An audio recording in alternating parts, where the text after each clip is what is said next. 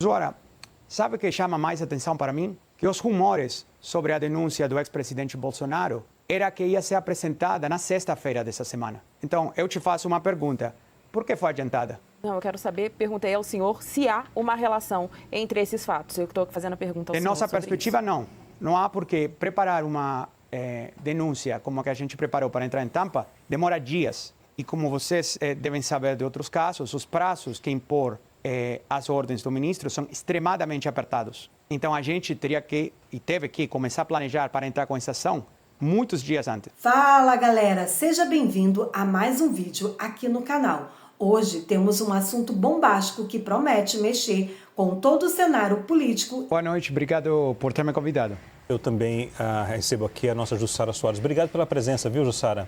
Boa noite, doutor. Boa noite, Leandro. Boa noite a todos. Doutor, de que forma Alexandre de Moraes teria violado as leis norte-americanas? É muito simples e claro.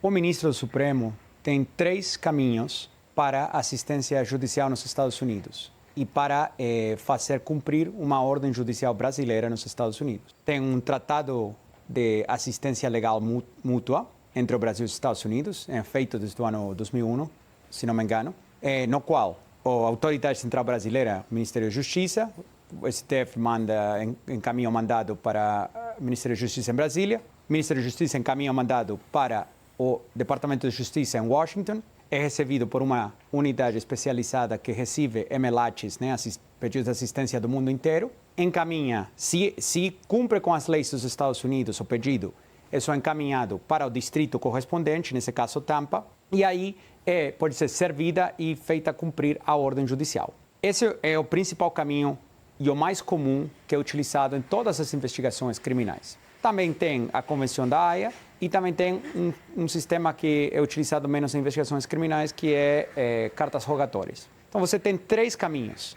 juridicamente válidos com consentimento do governo dos Estados Unidos para fazer isso. O que acabou acontecendo aqui foi que o gabinete do ministro, primeiro, se aproximou a ex-advogados brasileiros da Rumble no Brasil e, pelo que foi informado a nós, demandou que esses advogados sejam recontratados pela Rumble para o propósito de receber o mandado sigiloso. Eu não vejo isso como algo válido. A Rumble não tem presença nenhuma no Brasil. Não tem funcionários, não tem operações, não tem negócios, não tem contas bancárias, não tem nenhum papel no Brasil. E após essa jogada não ter sido exitosa, o gabinete do ministro simplesmente encaminhou um e-mail ao endereço de e-mail legal@rumble.com, que se encontra na Flórida. Infelizmente, isso não é uma forma válida de fazer cumprir uma ordem judicial brasileira nos Estados Unidos. Isso que dispara esses assuntos de soberania digital que estamos falando. Por quê? Porque a ordem, como foi descrita no complaint, na denúncia no Fórum Federal em Tampa, demanda que a Rumble aplique medidas de censura sobre uma pessoa que não tem sido identificada, mas que é residente dos Estados Unidos. Então, você está demandando que uma empresa americana, sem operações nem contatos com o Brasil, censure as contas de um residente dos Estados Unidos, por razões que não foram explicadas, mas você pode chegar às suas próprias conclusões. E também foi solicitado que a Rumble bloqueie o fluxo de fundos desde a Rumble e desde todos os contribuidores, quem faz propaganda, etc., com essas contas, para o usuário. Ou seja, cortar o fluxo de fundos de uma empresa americana a um usuário residente nos Estados Unidos. Então, para propósito da lei, um usuário americano, qualquer pessoa que se encontra fisicamente dentro do território nacional dos Estados Unidos está protegida pela Constituição dos Estados Unidos. Porém, aplica a primeira emenda. O mais preocupante disso é que essa pessoa já teve um pedido de extradição pelo ministro, que foi recusado pelo governo dos Estados Unidos. E após isso, fazer um e-mail, mandando um mandado por e-mail com certas ameaças que vocês podem se imaginar, estão descritas na denúncia, mas se não é cumprido em 2 horas, você pagará uma multa de X, você será, vamos apagar o serviço no Brasil de formas não especificadas. Então, uma série de ameaças. Se esses mandados tivessem sido feitos pelo MLAT, também é extremamente provável, quase certeza absoluta que teriam sido recusados pelo governo dos Estados Unidos. Então, essa é a grande questão. E isso foi o que disparou a Trump Media e a Rumble acionar o processo para falar a censura para aqui, a censura para nossa fronteira. Ok. A Edilene Lopes também participa da nossa entrevista. Vou começar com a Jussara agora. Jussara? Doutor, obrigada aqui pela presença, pela entrevista. Chama muita atenção que essa ação ela foi apresentada logo depois que a Procuradoria-Geral da República apresentou a denúncia contra o ex-presidente Jair Bolsonaro e outras 33 pessoas aqui no Brasil. Há uma relação entre esses dois fatos? Zora, sabe o que chama mais atenção para mim? Que os rumores sobre a denúncia do ex-presidente Bolsonaro era que ia ser apresentada na sexta-feira dessa semana. Então, eu te faço uma pergunta. Por que foi adiantada? Não, eu quero saber, perguntei ao senhor se há uma relação entre esses fatos. Eu estou fazendo a pergunta ao senhor. De nossa perspectiva, não. Não há porque preparar uma denúncia como a que a gente preparou para entrar em Tampa demora dias. E como vocês devem saber de outros casos, os prazos que impor as ordens do ministro são extremadamente apertados. Então, a gente teria que e teve que começar a planejar para entrar com essa ação muitos dias antes. Edilene? Doutor Martim, mais uma vez, muito obrigada pela entrevista. Eu queria saber se outras ações nesse sentido também estão sendo preparadas por vocês aí nos Estados Unidos. Em quanto tempo nós teremos a primeira resposta dessa ação protocolada hoje aí? O próximo passo que é possível que a gente avance é entrar com um pedido de uma liminar. Porque as ordens ameaçam com o seguinte, ameaçam com que você tem certo prazo ou vai forçar um shutdown, né, apagar o serviço. Agora, tem acontecido no passado que quando apagar um serviço é forçado através de terceiros, né, obviamente não voluntariamente pela Rumble, isso pode desestabilizar a plataforma de uma forma global, o qual pode levar a problemas para Truth Social e Trump Media e outros, aos quais a Rumble presta serviço. Né? Doutor Martim, perdão interrompê-lo. A liminar se refere a quê? A liminar se refere a que nenhuma empresa nos Estados Unidos que seja intimada a cumprir com ordens judiciais que não vão pelos 3 canais que eu expliquei, sejam proibidas de cumprir com as ordens do ministro se são empresas nos Estados Unidos. Okay. E também pedindo que a Corte americana declare que a Rumble não precisa cumprir com essa ordem, com esse mandado do ministro. Essa liminar deve ser apresentada quando? Essa liminar vai ser apresentada quando? Pergunta da Edilene. Em breve. Não posso, não quero me adiantar, mas será apresentada em breve. Agora, doutor Martim, já aconteceu lá atrás algum caso semelhante nos Estados Unidos de um ministro, um juiz de um outro país determinar uma ordem nos Estados Unidos? Esse caso já aconteceu lá atrás ou é a primeira vez? Isso é até uma forma de fazer com que a justiça norte-americana consiga entender qual será o passo, quais serão os passos num caso como esse, é isso? Um norte para a justiça agir daqui para frente em outros processos envolvendo outros países? É uma pergunta muito interessante.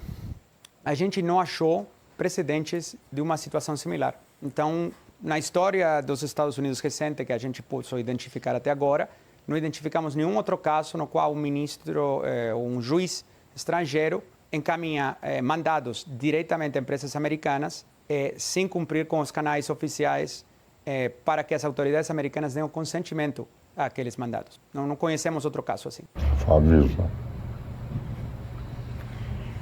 eu já há alguns dias eu não entro em contato com os meus amigos seguidores e tenho colocado vídeos de palestras que tenho dado e esse tem sido meu Instagram diário. Quero dizer que eu estou melhorando. É lento, com uma septicemia bem grave e ainda estou nessa fase de recuperação, mas estou bem. E queria fazer apenas 2 comentários muito rápidos. Primeiro, é uma coincidência interessante.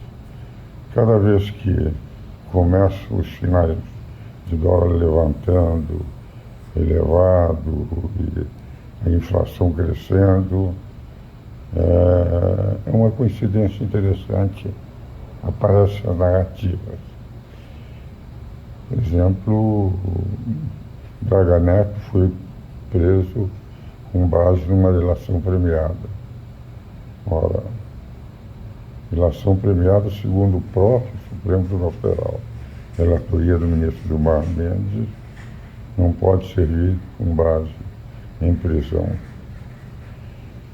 Toda acusação pela imprensa, o que eu li, do presidente Bolsonaro, decorre da delação premiada do coronel Cid, que, segundo vi também em redes sociais, espera com isso ter reduzido a pena para 2 anos. Não é uma prova. Delação premiada, todos nós sabemos. Todos os corruptores que deram lesões de bilhões e bilhões de reais para o Brasil e que confessaram serem corruptores, foram todos liberados pelo Supremo por entenderem que a Lava Jato, o processo não era correto e que eles foram obrigados a confessar. Então, um dado interessante é o seguinte: nós estamos vivendo uma curiosa interpretação.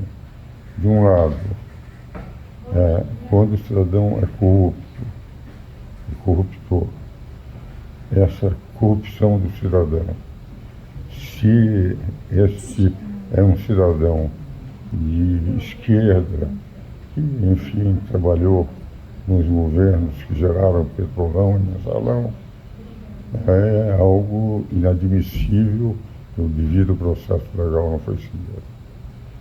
E quando se trata da única prova que eles apresentam como prova, e que o ministro Gilmar Mendes, em relatoria, num julgamento, declarou que delação premiada não poderia servir de base de prisão e que isto não justificaria, portanto, que se sabe que na delação premiada há uma pressão para dizer aquilo que aquele que está forçando a delação quer ouvir. O que nós vimos é o que está exclusivamente um violento atentado à democracia, porque houve destruição de prédios com grupos desarmados, sem nenhuma liderança, alguns tinham estilingues. É evidente que nunca houve na história do mundo um golpe de Estado com gente desarmada. Em segundo lugar, nunca houve golpe de Estado a partir do momento em que as Forças Armadas não entram. Eu dizia em todo o ano de 2022 que o risco das Forças Armadas darem um golpe no Brasil era de 0 multiplicado por 0, dividido por 0, somado a 0. Por entender, como professor da Escola de Comando do Estado-Maior do Exército, durante 33 anos, que eles jamais entrariam numa aventura dessa. Conhecia aqueles coronéis que no fim do curso iam para generais. Então, o que nós vemos é uma acusação de um procurador-geral que eu respeito muito, admiro inclusive as obras que ele escreveu, que é o Paulo Branco, mas eu entendo que dá a impressão seguinte: o corruptor não é uma lesão para o país. Os corruptores todos devem ser liberados.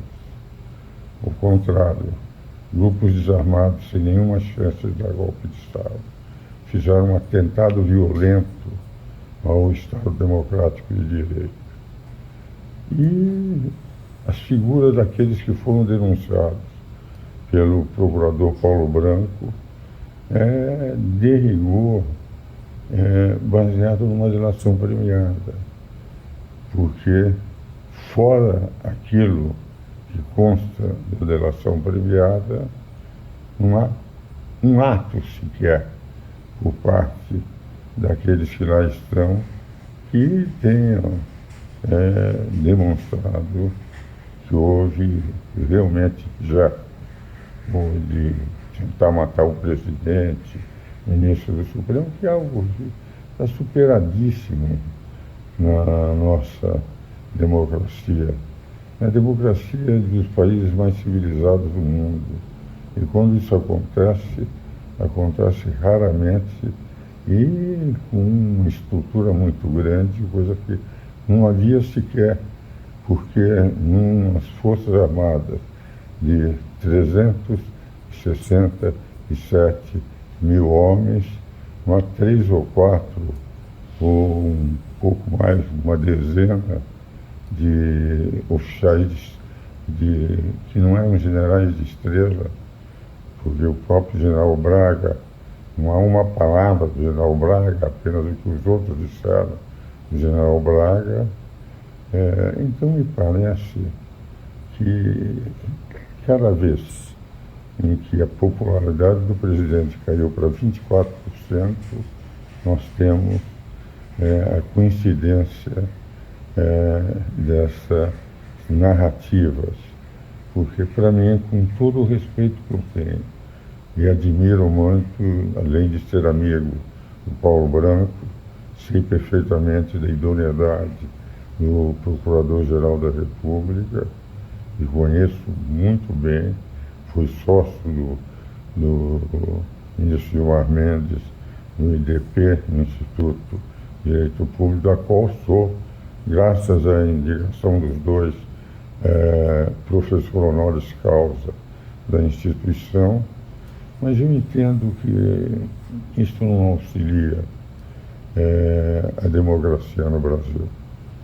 E mais do que isso, nós estamos com o presidente caindo em popularidade por quê? Por aquilo que eu venho dizendo há meses. Isto é, nós estamos vendo que os erros da política econômica são tão óbvios para os economistas, para aqueles que entendem esse jogo de xadrez, que é a economia, que, enfim, já deveria o presidente ter percebido que não é problema de comunicação, não é um problema de narrativas, mas é um problema de mudar a política. E se não mudar a política, a popularidade vai continuar caindo. E vai ser pior ainda para o ano que ele vai ter que concorrer à presidência da República. Enfim, a bem do Brasil, se nós vivêssemos e mais em paz, não nos alimentássemos do ódio, e se, por outro lado, corrigíssemos os erros da política econômica, talvez o país voltasse a crescer de novo, que é, enfim, o que todos os brasileiros desejam. E que o presidente Lula, que foi um pragmático nos seus 2 primeiros mandatos, um ideólogo nesse 3º mandato, não consegue perceber. E essa foi mais uma matéria aqui do canal. Espero que vocês gostaram. Não esquece de deixar o seu like, de se inscrever nesse canal. E muito obrigado pela tua presença e até o próximo vídeo.